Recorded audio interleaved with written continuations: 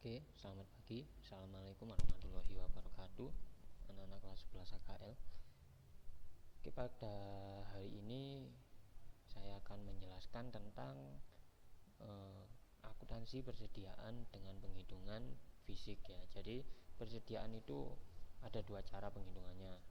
Yang pertama adalah secara fisik dan yang kedua secara perpetual. Kita sekarang melangkah ke persediaan fisiknya dulu ya. Oke, baiklah, kita simak bersama-sama. Ada beberapa metode yang harus kalian pahami.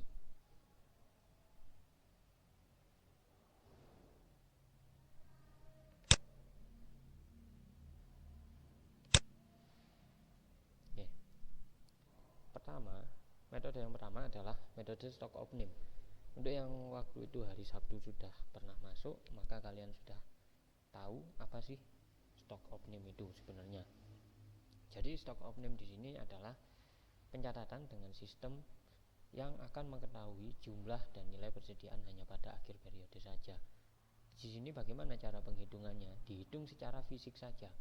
Jadi di gudang perusahaan dicek berapa jumlah persediaan yang ada. Misalkan di dalam gudang tersebut ada 3 jenis barang, maka dicek satu persatu, ditulis dengan buku persediaan. Barang A tersedia berapa, terjual berapa, dibeli berapa. Barang B terjual berapa, tersedia berapa, dan terbeli berapa. Jadi seperti itu.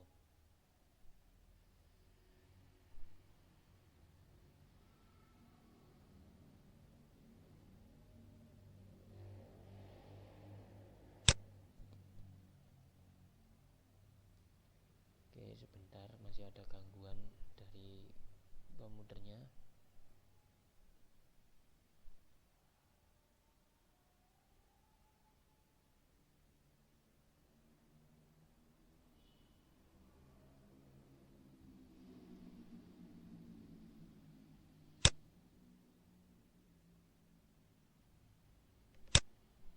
Oke, saya lanjutkan lagi.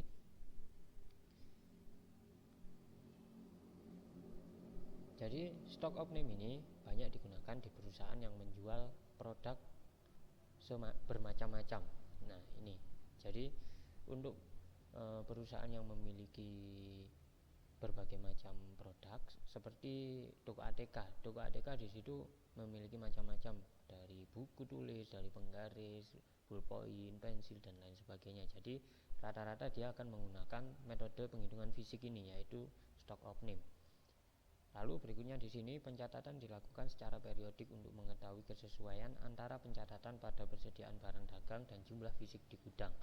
Jadi setiap hari sebelum tutup toko atau tutup perusahaan, bagian-bagian yang ada di toko tersebut atau di perusahaan tersebut wajib menghitung secara fisik untuk mengetahui kesesuaian antara pencatatan pada persediaan barang dagang dan jumlah fisik yang ada di gudang.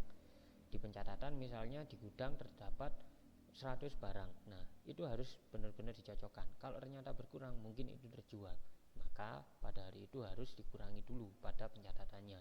Barulah mulai menutup toko tersebut. Lalu berikutnya di sini ada beberapa bagian yang terkait dengan penghitungan fisik, antara lain koordinator penghitungan, bagian penghitungannya. Yang kedua ada petugas penghitungannya. Di sini dia adalah petugas yang menghitung, terus petugas pengecek, dia yang mengecek kondisi barangnya, dan pemegang kado persediaan serta bagian gudang. Tuh. Oke, kita lanjutkan ke metode yang kedua. Metode yang kedua di sini adalah MPKP, masuk pertama keluar pertama, atau dalam bahasa Inggrisnya FIFO, first in first out. Nah, barang yang lebih dulu masuk atau yang kita beli itu dianggap yang lebih dulu keluar atau yang lebih dulu dijual. Nilai persediaan akhir dihitung dengan cara mengalihkan barang yang masih ada dengan harga persatuannya.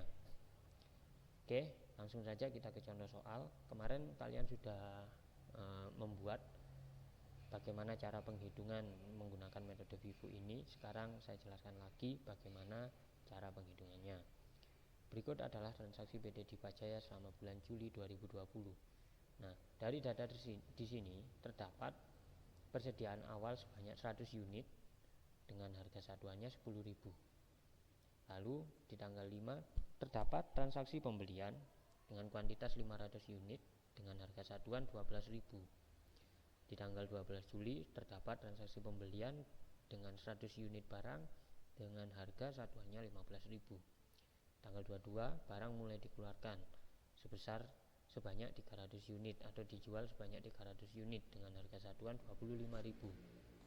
Tanggal 27 Juli pembelian, terjadi transaksi pembelian lagi, ditambah barangnya sebanyak 100 unit dengan harga satuan 20.000. Tanggal 30 Juli transaksi penjualan sebesar 50 unit dan dengan harga per unitnya 30.000. Jadi dari sini kalau kita ilustrasikan, barang yang akan kita keluarkan dulu adalah barang yang pertama masuk.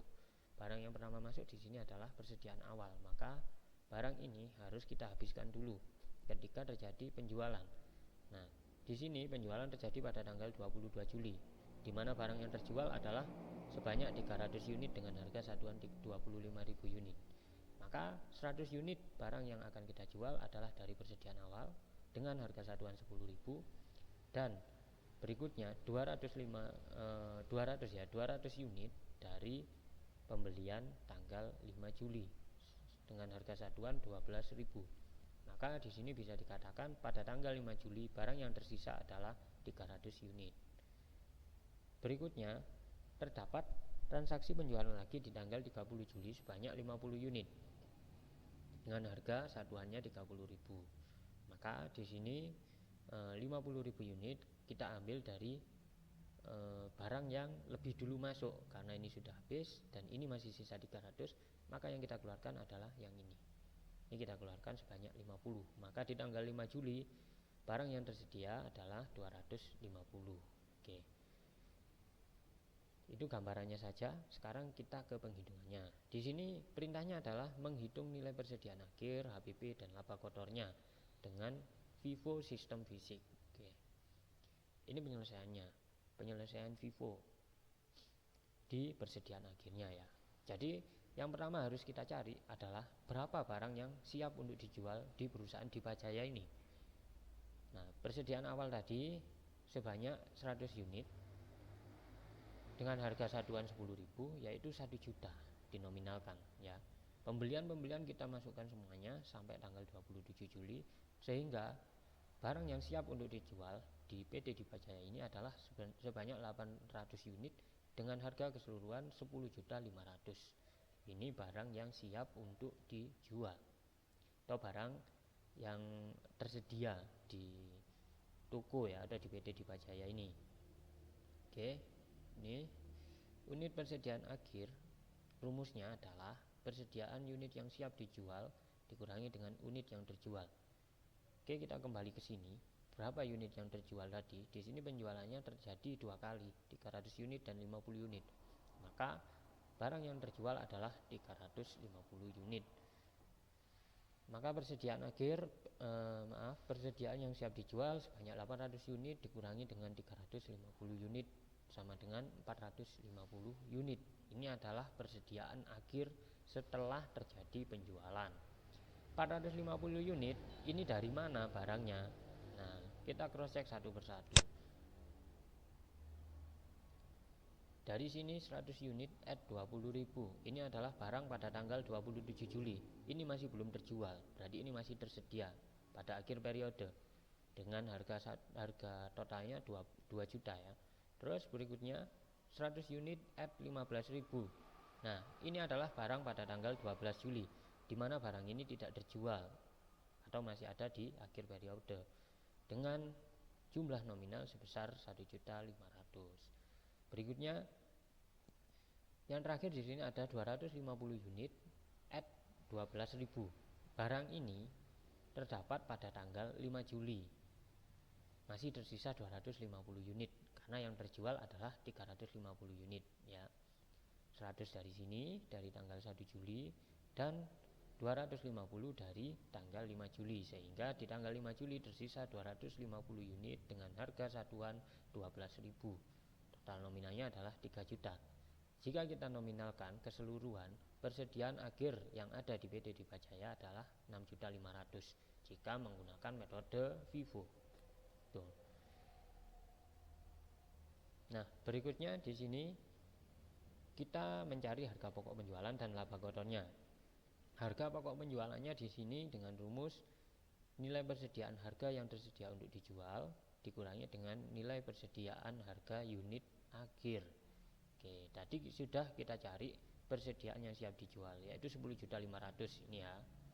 Lalu berikutnya kita sudah mencari berapa persediaan akhirnya, yaitu 6.500.000. Maka untuk mencari HPP tinggal mengurangi saja. 10.500.000 dikurangi dengan 6.500.000 sama dengan 4 juta. Ini adalah HPP-nya.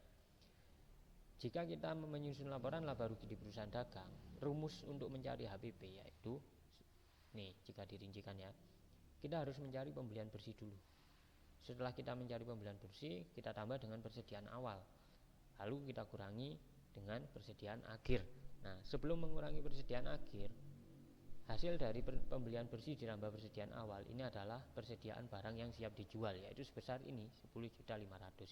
Sama saja, pembelian bersihnya total adalah 9.500.000, awal adalah 1 juta, sehingga barang yang siap dijual adalah 10.500.000 dikurangi dengan persediaan akhirnya di sini adalah 6.500.000, sehingga HPP-nya ketemu sebesar 4 juta. Berikutnya kita mencari laba kotor. Laba kotornya di sini kita harus punya data, yaitu hasil penjualan dikurangi dengan harga pokok penjualannya. Hasil penjualannya di sini total adalah 9 juta dikurangi dengan 4 juta, yaitu dikurangi dengan HPP ini, sehingga ketemu laba kotornya sebesar 5 juta. Jadi hasil penjualan bersih sebesar 9 juta yang ada di sini ini berasal dari sini. Nah, dari total semua yang kita jual, barang yang kita jual oleh PT Dipa Jaya ini di tanggal 22 Juli, di sini ada 300 unit dengan harga persatuannya yaitu 225.000 unit, sehingga di sini nominalnya yaitu sebesar 7.500.000. Di tanggal 30 Juli terjadi penjualan sebanyak 50 unit dengan harga satuan 30.000. Maka di sini nominalnya yang kita temukan adalah 1.500.000, sehingga total penjualan bersih yaitu 7.500.000 ditambah 1.500.000, sehingga menemukan nominal sebanyak 9 juta. Jadi PT Dipa Jaya mendapat laba kotor sebesar 9 juta dikurangi dengan HPP yaitu 4 juta sama dengan 5 juta. Oke, itu untuk Vivo. Jadi intinya Vivo itu barang yang akan habis duluan itu adalah barang yang ada di atas atau yang barang pertama masuk dari sini. Oke, sekarang kita ke kebalikannya Vivo, yaitu LIFO atau MTKP. Masuk terakhir, keluar pertama, atau last in first out. Barang yang terakhir masuk dianggap barang yang lebih dulu keluar atau dijual ya. Nilai persediaan akhir dihitung dengan cara mengalihkan barang yang masih ada dengan harga persatuan. Hampir sama, ini juga saya kasih contoh soal yang sama, jadi kita langsung ke penghitungannya saja. Di sini persediaan yang siap dijual harganya adalah 10.500.000, sama seperti di Vivo tadi. Cuman di sini yang membedakan adalah nanti ketika penghitungan persediaan akhirnya ya. Nih, unit persediaan akhir adalah sama rumusnya persediaan unit yang siap dijual dikurangi dengan unit yang terjual. Di soal unit yang terjual sama sebesar 350 unit. Jadi 800 unit dikurangi 350 unit sama dengan 450 unit. 450 unit ini berbeda dengan yang ada di Vivo tadi. Kalau di Vivo tadi yang kita dapatkan adalah 6.500.000 di sini, sedangkan di LIFO kita mendapatkan persediaan akhir 5.200.000. Itu dikarenakan barang yang dikeluarkan adalah barang yang terakhir masuk. Di sini barang yang terakhir masuk adalah tanggal 27 Juli, tanggal 12 Juli, dan tanggal 5 Juli, baru ke tanggal 1 Juli, gitu ya. Oke, jadi 100 unit ini dengan harga 10.000 ini adalah unit yang ada di persediaan awal. Nih, jadi ini tidak terjual 100 unit ini dengan nominal 1 juta. Lalu kita cari lagi unit yang masih belum terjual, tentunya ada di atas. Nih, pembelian tanggal 5. Karena yang dijual adalah sebanyak 350 unit, maka di sini 100 terjual tanggal 27, di sini tanggal 12 terjual 100, di tanggal 5 terjual 150. Sehingga di tanggal 5 tersisa 350 unit dengan harga satuan 12.000. Sehingga total persediaan akhirnya adalah 5.200.000. Berikutnya kita ke penyelesaian LIFO untuk harga pokok penjualan dan laba kotornya. Untuk harga pokok penjualannya sama, pembelian bersih ditambah persediaan awal 10.500.000 dikurangi dengan persediaan akhirnya. Persediaan akhir yang kita dapatkan tadi adalah 5.200.000. Sehingga HPP yang kita dapatkan adalah 5.300.000. Oke, berikutnya laba kotor. Untuk laba kotor di sini hasil penjualan sama, hasil penjualannya 9 juta dari 350 unit itu dikurangi dengan harga pokok penjualan 5.300.000. Sehingga ketemu laba kotornya adalah 3.700.000. Jika kita bandingkan antara LIFO dan FIFO, perusahaan lebih untung jika menggunakan FIFO karena laba yang dihasilkan lebih besar daripada LIFO. Ini laba yang dihasilkan dengan FIFO adalah 5 juta, sedangkan yang dihasilkan oleh LIFO 3.700.000. Selisihnya cukup banyak, yaitu 1.300.000. Jadi ada plus minusnya kita menggunakan LIFO, dimana lebih banyak minusnya daripada plusnya ya. Di LIFO ini yang jelas laba kotornya yang didapatkan rendah, lalu barang tertimbun di gudang, barang yang lama-lama masuk itu malah tertimbun di gudang. Semisal dia memiliki kadaluarsa yang dekat, otomatis barang ini sudah tidak bisa dijual, akhirnya kita merugi. Tuh. Oke, saya lanjutkan ke metode berikutnya, yaitu rata-rata sederhana. Sekarang ke rata-rata sederhana. Harga rata-rata satuan barang dihitung dengan cara membagi total harga per satuan setiap transaksi pembelian dengan jumlah transaksi pembelian termasuk persediaan awal periode. Nilai persediaan akhir diperoleh dari hasil kali harga rata-rata per satuan barang sisa barang dengan sisa barang lainnya. Oke, ini untuk penyelesaian rata-rata sederhananya. Harga satuan semua pembelian, baik itu persediaan awal dan pembelian bersih, kita jumlah. Harga satuannya untuk persediaan awal 10.000 ditambah dengan pembelian pertama 12.000 tambah pembelian kedua 15.000, ketiga 20.000. Total di sini ada berapa ini?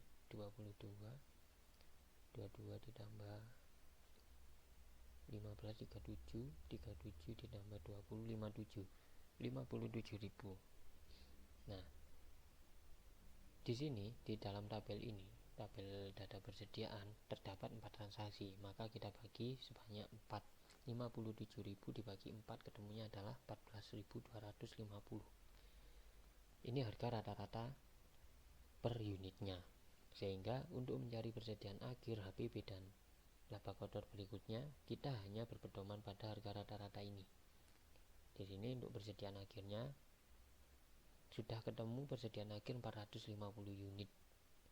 Karena di sini barang semuanya total adalah 800 unit dikurangi dengan barang yang terjual yaitu 350 unit. Dikalikan dengan harga rata-rata 14.250 sehingga ketemu persediaan akhir barang dagangnya yaitu 6.412.500. Untuk mencari HPP sama rumusnya, persediaan awal ditambah pembelian bersih 10.500.000 dikurangi dengan persediaan akhir barang dagang yaitu 6.412.500 sehingga ketemu HPP sebesar 4.087.500. Berikutnya laba kotor. Untuk laba kotor di sini nominalnya sebesar 9 juta. Ini 9 juta ini adalah hasil penjualan ya, kayak tadi, dikurangi dengan HPP 4.087.500, sehingga laba kotor yang didapatkan dengan rata-rata sederhana oleh PT Dipajaya yaitu 4.912.500. Berikutnya kita ke metode rata-rata timbang.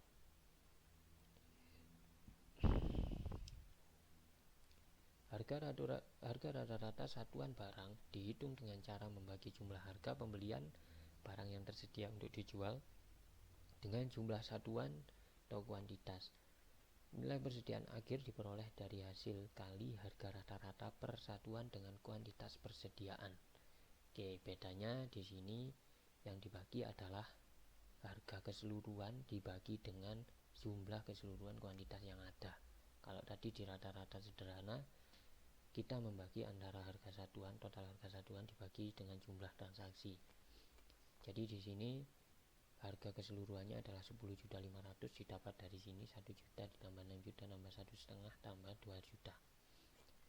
Dibagi dengan 800 unit yaitu total semua unit yang kita beli dan kita simpan di gudang. Sehingga ketemu harga rata-rata per unitnya Rp13.125. Masih sama untuk penghitungannya, persediaan akhir barang dagang 450 unit dikali dengan 13.125, harga per unitnya ini sama dengan 5.906.250. HPP nya di sini 10.500 ini dikurangi dengan 5.906.250 dikurangi dengan persediaan akhir, dan hasilnya adalah Rp4.593.750. Untuk mencari laba kotornya, total semua yang barang yang kita jual yaitu 9 juta ini dikurangi dengan HPP yaitu 4.593.750 tadi. Hasilnya adalah 4.406.250. Oke, itu untuk metode rata-rata sederhana dan rata-rata tertimbang.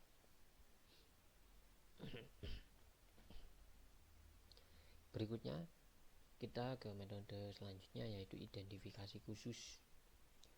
Cara ini merupakan perlakuan yang sesuai bagi barang yang dipisahkan untuk proyek khusus baik yang dibeli maupun yang dihasilkan dengan memberi label khusus pada barang tertentu. Contoh barang promo.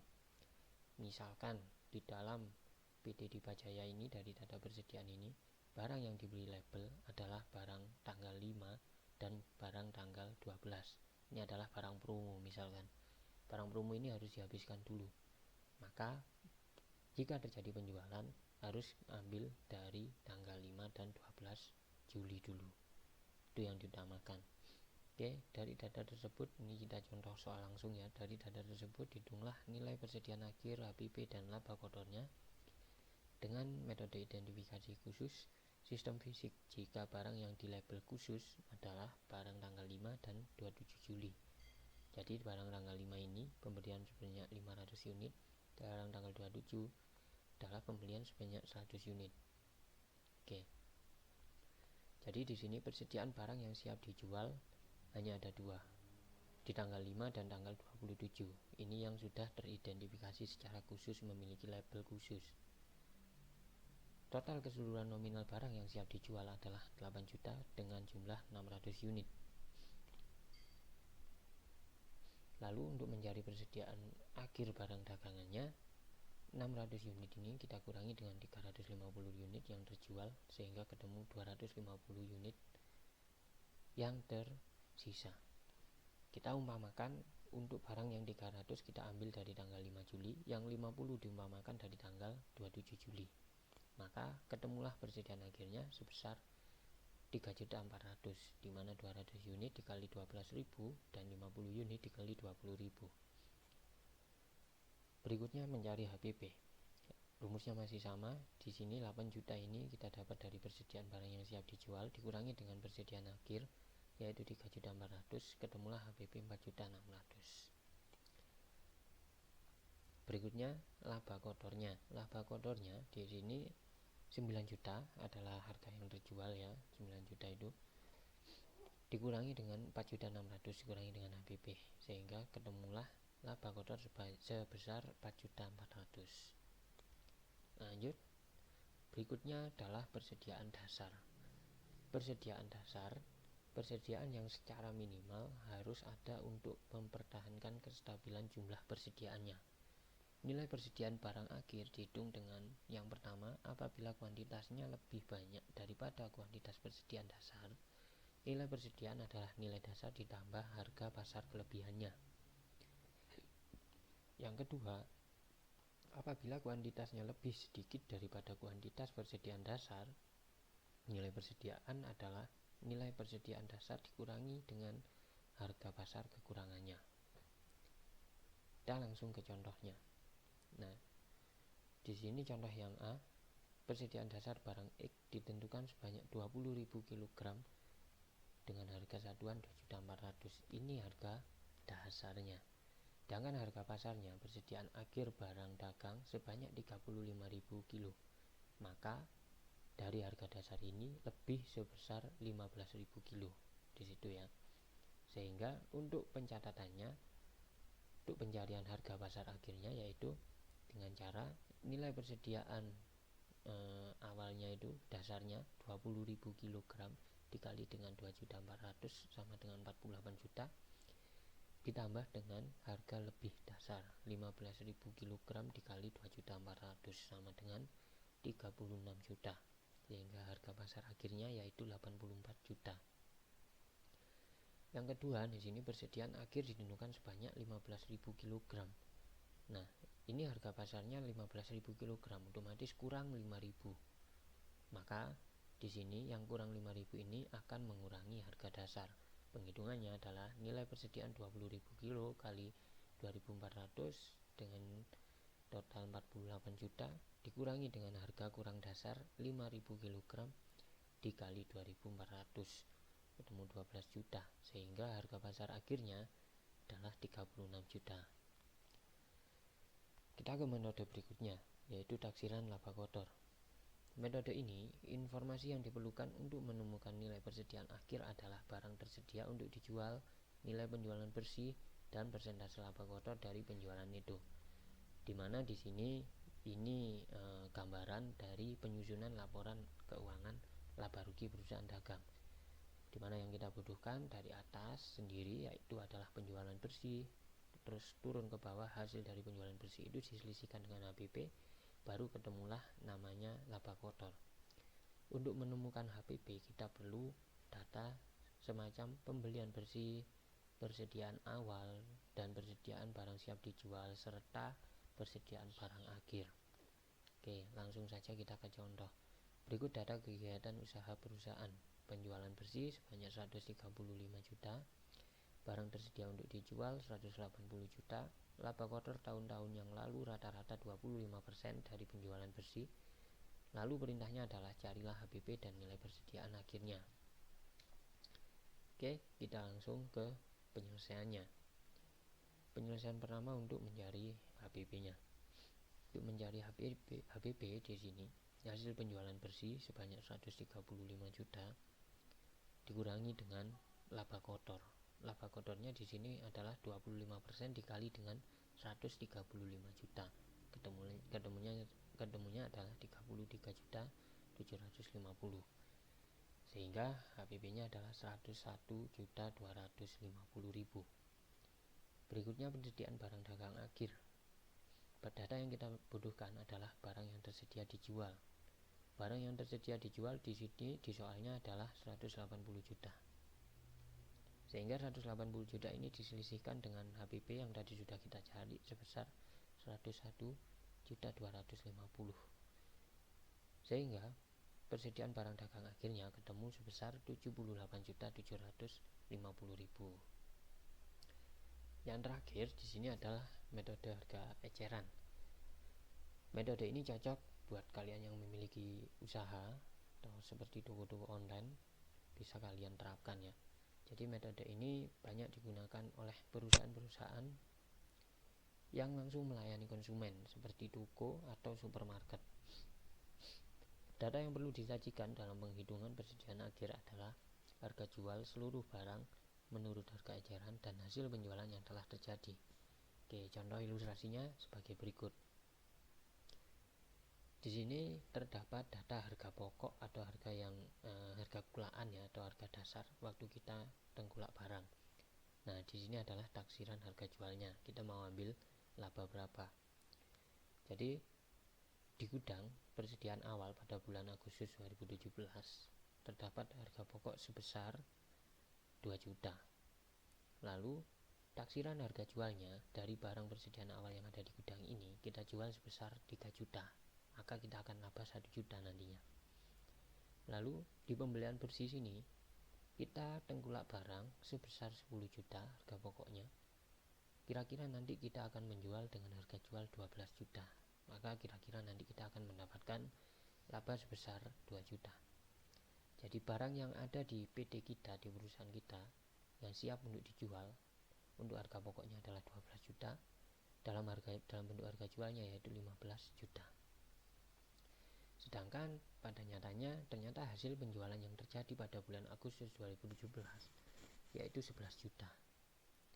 Sehingga kita selisihkan dengan harga jualnya ya, persediaan barang yang dijual dari taksiran harga jual. Sehingga kita menemukan persediaan akhir yang masih ada di gudang untuk bulan berikutnya, bulan September adalah 4 juta. Ini.